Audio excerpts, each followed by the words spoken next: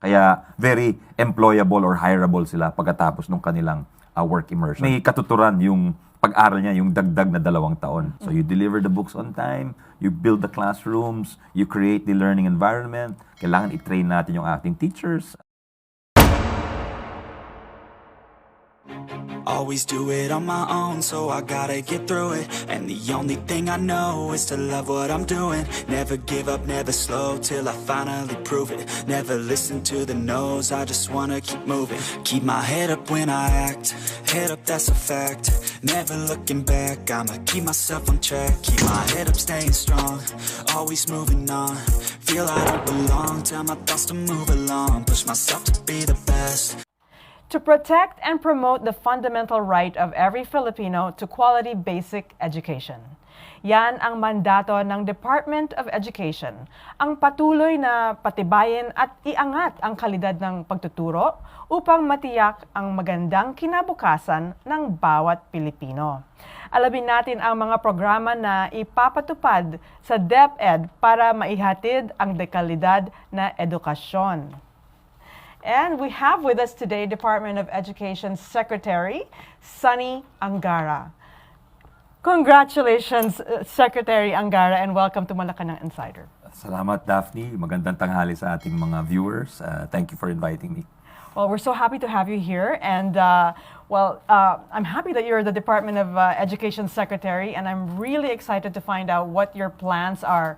But first of all, yesterday, we attended the PSAC meeting, and there were a lot of developments in education. Would you like to share some of the updates? Yes, because meron tayong P Corp, yun yung pinagawa ni Pangulo na magsama-sama yung iba't ibang industriya na gumawa ng isang organisasyon na tutulong sa yung tinatawag na job skills mismatch. Ibig sabihin, may kasanayan ng isang estudyante, pero yun yung inaral niya, hindi siya makahanap ng trabaho dun sa industriya niya. At the same time, may mga industriya tayo, Daphne, na hindi naman, naghahanap naman sila ng empleyado na magtatrabaho sa kanilang industriya. Hindi nagmamatch. Kaya sabi ni Pangulo, magtayo tayo ng isang korporasyon, yung P Corp, at yun ay, ang trabaho nila is kung ano yung pangangailangan ng industriya, kung anong, paano itaas yung skill level ng Pilipino. At kaya meron tayong P Corp. At dito, nagpirmahan naman yung P Corp at saka yung Department of Education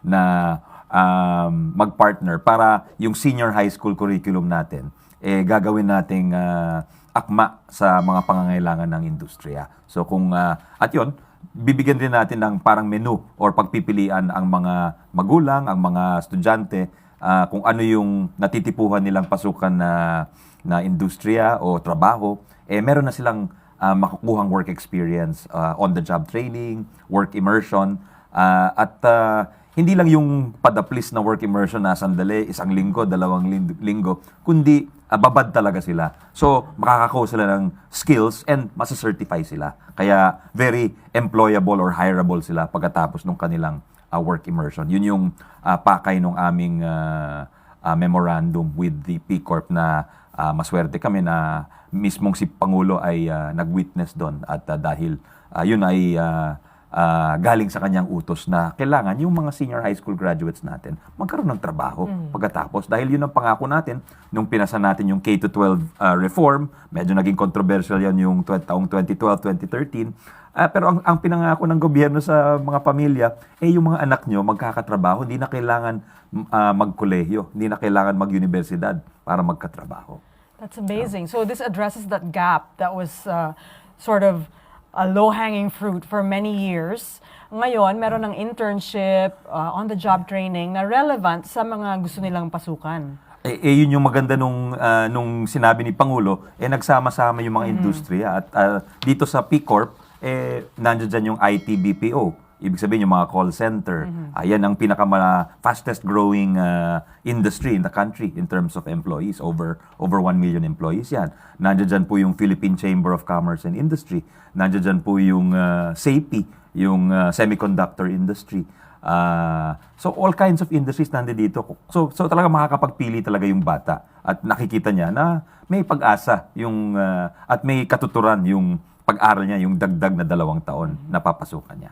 How does it feel that upon entering the Department of Education, you see this strong support from the private sector, and you're now in cabinet, and it's just such a great synergy. Yes.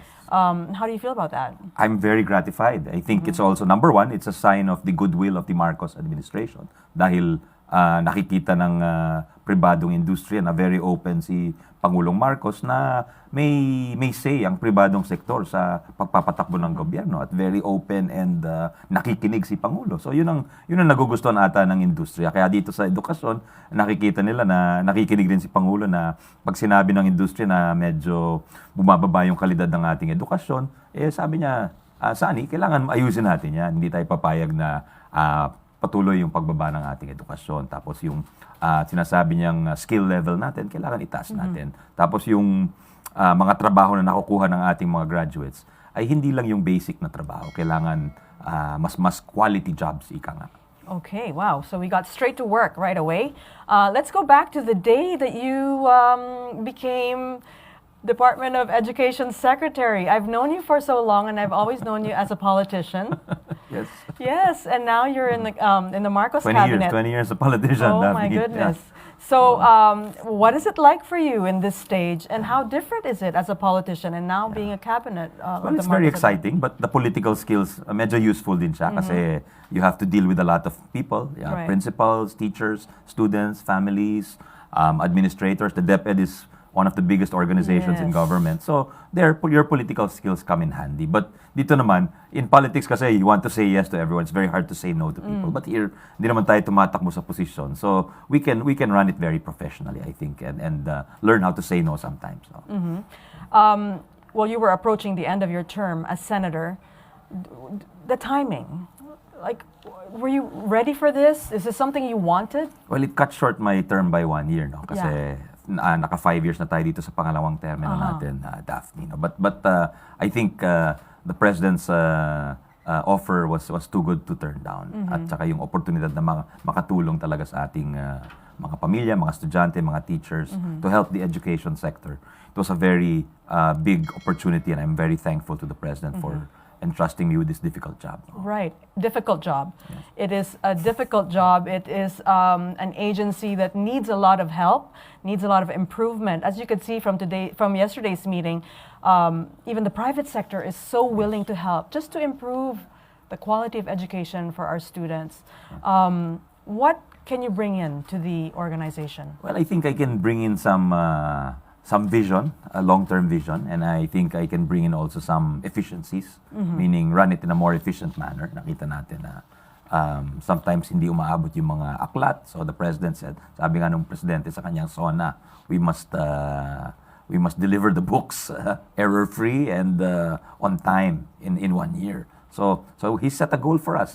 He's basically sinasabi ni Presidente sa atin, you better be more efficient. At saka kung hihingi natin sa mga bata na mag-perform sila, kailangan yung departamento mag-perform din siya. So you deliver the books on time, you build the classrooms, you create the learning environment. Kailangan i-train natin yung ating teachers in a way na hindi masyadong hard sell. Kung baga gusto rin niya, alagaan natin sila dahil alam niyang may mga pamilya itong mga teachers natin. Sabi niya, tingnan natin holistically yung mga sitwasyon ng ating teachers dahil karamihan dyan umuutang, sila yung breadwinner ng kanilang pamilya. So sabi niya, based on his experience nung governor siya ng Ilocos, importante na kausapin niyo sila as human beings and as family, heads of families also. The Matatag Curriculum was established just before you came in. Yes. Are you amending it, improving it? Are we continuing? We're continuing it because it's the product of several years of study, Daphne. And the direction, we're continuing the direction. But again, it's a pilot. So this year, we're doing grades 1, 4, and 7 for the Matatag Curriculum. And the following year, grades 2, 3, 5, and 8. So whatever the learnings are for that first year, we will, kumbaga, iterative yung process. Meaning, we're willing to change as we go along, as we learn from the experience of actual on the ground, and we get feedback then from our teachers tsaka yung mga estudyante. Anong kailangan baguhin, anong pwedeng pagandahin. In addition to improving the curriculum, support for teachers, what you mentioned, was something so important and also close to the heart of the president. anong makikita natin na tulong na pwedeng, you mentioned a few already, but what are the other support that you can Well, give the to President the teachers? has really given that clear marching order. Kaya tayo, we really kept that in mind and took it seriously. At now we signed the implementing rules for the career progression, expanded career progression of our teachers. One of the big problems in the teaching profession, Daphne, is the lack of career opportunities or clear career paths for our teachers. Meaning, pagpasok niya ng teacher 1, pwede siya maging teacher 2, teacher 3, pero pagkatapos doon, parang nababara yung kanyang promotion. So, ang ginawa natin, kinausap natin yung DBM at Civil Service Commission at saka Professional Regulatory Commission. Gumawa tayo ng mga career paths. So, may school administration path tayo sa mga gustong maging principal. Tapos, gumawa tayo ng teacher 4, 5, 6 para ma-promote. Kasi yun yung, kaya napapirate daw yung ibang teachers natin. Kasi, after 10, 15 years as teacher 1 or teacher 2, parang hindi naman tumataas ang kanilang sweldo. So, naghahanap sila ng ibang opportunities, minsan abroad. So, very susceptible to poaching yung ating mga teachers. So we with this career progression, maraming matutuwang mga teachers dahil kitang-kita nila, pwede silang tumagal sa teaching profession at they can eke out a living wage and provide a decent living to their families. Oh, that's wonderful. Now, tamang-tama yung timing na pagpasok ninyo na mag-open ng school, tapos nagkaroon ng malaking bagyo. Kamusta na? May backlog ba sa improvements or mga bagong classrooms? Yes. What's Medyo the kinabahan status? kami doon, Daphne, Yeah. kasi, the very first day, parang nasa over 1,000 yung hindi nakabukas nung, July 29, kung di ako nagkakamali. But, ang maganda, after 1 week, lahat naman nakabukas. So, even the most flooded schools, maraming binaha sa Metro Manila Kamanava, and even in Region 1, tsaka sa Mindanao, mga binaha talaga. But ang maganda dyan, doon ko nakita talaga yung bayanihan spirit ng ating mga communities at ng ating mga teachers at yung sakripisyo. Parang nabilib talaga ako sa ating mga teachers na yung dedication nila, yung sila na mismo na nasira yung kanilang mga bahay or apektado sila ng baha. Pero nandoon sila sa eskwelahan at nag-overtime sila para lang malinis, para lang mahanda yung mga aklat o yung mga libro ng ating mga estudyante. Yun talagang, it's very heartwarming, it's nakakataba talaga ng puso. At cannot say enough about the sacrifice of our teachers. It's a real calling. It's a very special calling. Well, we still have a lot to talk about, Secretary Angara, so stay with me here. Up next, pag-uusapan natin ang mga hakbang na ginagawa at gagawin ng Department of Education para matugunan ang mga problema sa basic education. Secretary Angara, let's go into the problems of basic education. One of them is, of course, the low scores of the Philippines in the PISA testing of the OECD, the Organization of Economic Cooperation and Development. Yes. We are like second to the last, That's right. right? In creative thinking. Thinking and reading as well. Right. Yes. What can be done? Well, it really goes to the quality of our education because the PISA exam measures very specific types of skills. They present you with a situation and you must react to it and analyze it. So hindi lang siya parang yung normal exam na ano yung nangyari tong date na to or ano yung cause nito. So they really give you a problem. It's a very real world type of thing. I saw it. It was They quite give- hard. It's not easy. Oh, I've seen it also. So hindi siya madali at minsan cross-cutting pa siya. Ibig sabihin by cross-cutting, marami siyang tinatakal. Pwedeng math, may reading Right. in one problem. So Okay. so it is a challenge for us because very structured yung teaching natin. Right. And we also teach in a certain form that doesn't always encourage analysis and critical thinking, which is another thing na binanggit ni Pangulong Bongbong sa kanyang SONA na kailangan analytical thinkers tayo, critical thinkers. So that's also what the PISA tries to measure. So sa akin, I think we need to have more test exams that are PISA-like. Kasi hindi tayo sanay sa ganon. Yeah. And number 2, binibigyan sa computer. It's administered through computer. So, yung ibang bata, hindi sila sanay mag-computer. Mas lalo na mag-exam. Siyempre, kinakabahan ka.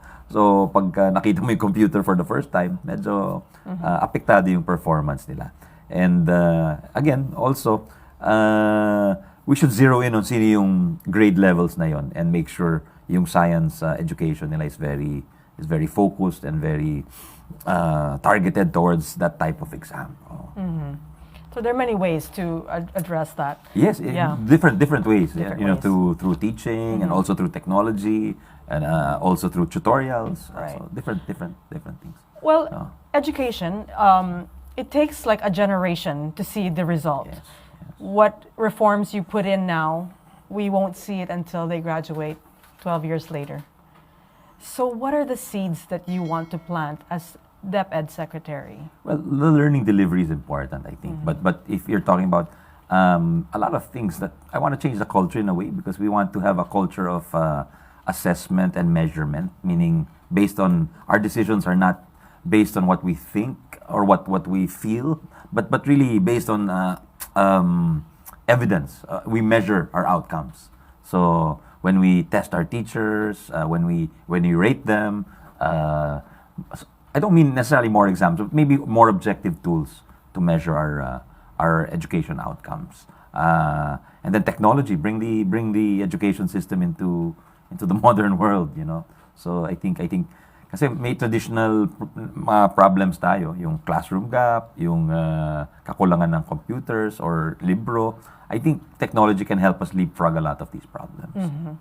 And now there are so many other apps and companies that are Yes, willing yes. to do these things for free or for less Yes, cost. Yes, that's right. And I believe that the DepEd is also looking into these kinds Yes, of we actually partnerships. signed I don't know if you've heard of Khan Academy. That's Yes. one of That's the a biggest. mommy's best friend. Oh, you use it? Yes, it's so efficient. Yes, that's Yeah. right. That's right. I mean, ano siya, parang education software or edtech as they like to call it. Para yung ang ganda kasi interactive siya. Yes. But it requires na may computer ka nga. So, at saka ang maganda sa kanya, another thing that you talked about what we want to plant. I think we have to make learning engaging and fun. Kailangan masaya yung bata kasi pag masaya siya on his own, he will seek out new forms of learning. He on his own kahit wala yung teacher or hindi required, gagawin niya talaga dahil enjoy siya, di ba? So, I think Khan Academy that's one thing they do very well. And we can learn from that. So you mentioned dapat masaya at hindi gutom. That's another thing that the Yes, DepEd is yes, also yes, involved in yes. nutrition. We have a feeding program. The president mentioned that during our meeting because he knows he's very aware that it's a cross-cutting thing and it's not just about food supply. Sabi niya, it's about nutrition, making sure kids eat the right thing. The right thing. Oo, hindi lang any type of food. It's nutritious food. It's a good mix. The right protein, carbohydrates for energy. Dapat he's very concerned about that. No, so. Secretary Angara, I was asking you earlier about this path that you took for 20 years being a politician and then now Secretary of Education. And now that I think about it, it's not surprising. You do have roots in education. Your father is the OG of education. That's right. He was a UP president back in the 1980s. And he was the chair of the first EDCOM, or Education Commission. Yun yung nag-analyze ng mga problema ng educational system, which is why we have, as a result of his work at EDCOM, nagkaroon tayo ng DepEd, ng CHED, ng TESDA, and all these education agencies, National Book Development Board, etc. So, as part of the legacy, is there something that you would like to continue that your father had instilled in you? Well, he aimed high. Gusto niya talaga world-class yung mga Filipinos. So I think that's one thing that we should try to instill sa baba na talagang kaya natin. It's just that minsan yung culture na wag pwede na lang, dapat talaga. We aspire for mastery. Diba? That's something the founder of Khan Academy said. You don't aspire for pwede na. You aspire for mastery. Maring hindi mo makuha, pero, di ba, parang pag gumagawa ka ng bahay, tatapusin mo yung bahay. Hindi mo sasabihin na gagawa lang ako ng one story, di ba? Yun lang, matatapos na ako doon. In everything, you have to aspire for mastery. And also in their generation, nakikita natin noon na talagang umangat sila through education Yes, and yes. aspiring for excellence. Yes, yun ang pinagyabang sa akin ng aking ama, Daphne.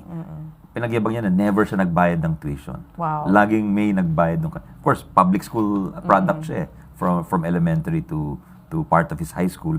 Tapos UP, subsidized yung tuition niya. And then he earned a scholarship to go to the University of Michigan Law School. So yun ang pinamana niya sa akin. Sabi, you have to open doors for the less fortunate. Dito sa increase access to educational opportunities. Okay, well, you mentioned tuition, so I'll go back to some of the questions here. Meron palang request na magtaas ng matrikula or inaapila ng mga pribadong paaralan. Where are we at this request? They're private schools, so I think that's their prerogative, no? But Really? yeah, because they should know also. Alam rin nila, may market penalty yan eh. Pag tinaas mo masyado, maglilipatan yan, di ba? That's why, in fact, some of the good public schools, doon naglilipatan yung ibang estudyante. Kasi alam nila maganda yung programa doon. Is there anything being done to protect those who need it most to get into these public Yes, we schools? have a voucher system. Yun ang maganda. So, under the GASTPE, meron tayong vouchers na binibigay sa mga mahirap na pamilya. So, kahit walang public school doon, pwede silang lumipat sa private school. So, it's looking at the educational system as a whole. Parang yung private at saka yung public, complementary and they are complementary parts of a whole. So looking at the education system now, you are the secretary, you have so many partners, you have the private sector, multi-agencies, you also have foreign governments and agencies trying to help. Sino ang katuwang ng DepEd sa pag-i-ensure na ang bata ay may quality education? Naku, madami, Daphne. It's really, sabi nga nila, it takes a village, di ba? Talagang buong, it's a community effort. That's what we're trying to develop. Nakita natin yan dati, pero parang may time na nawala siya. Na parang inasa na lang lahat sa eskwelahan o sa gobyerno. Na gusto natin ibalik na yung pagpapakain sa bata, yung creating a learning environment at home. Pag uwi ng bata, conducive to learning siya, di ba? Hindi yung maingay, malakas yung TV, di ba? Nakakakain siya. So, the basics eh. And then also, putting up vegetable gardens, yung gulayan sa paaralan. Di ba? These are not strictly speaking the functions of a school, but because these are the problems, kailangan medyo creative tayo sa ating approach, di ba? So, that community approach we want to bring it. So, katuwang natin is everyone actually.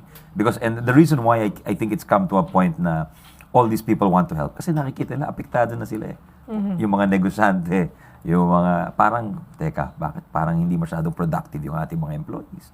And they realize it's a function of the educational system. So, kami, we have to start young. Feeding programs, reading, comprehension. Sabi ni President Marcos, make sure yung fundamentals natin are very sound. Yung tinatawag na foundational skills. Well, that's great.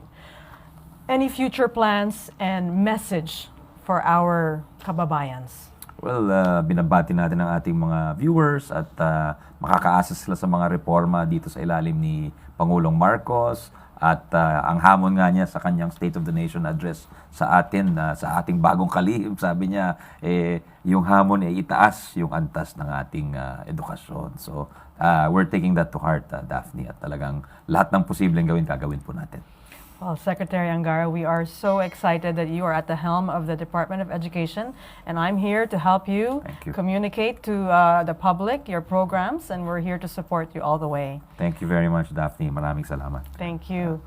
Education is the cornerstone of our nation's future. It is also part of the Marcos administration's 8-point socioeconomic agenda, which aims to improve the quality of education in the country.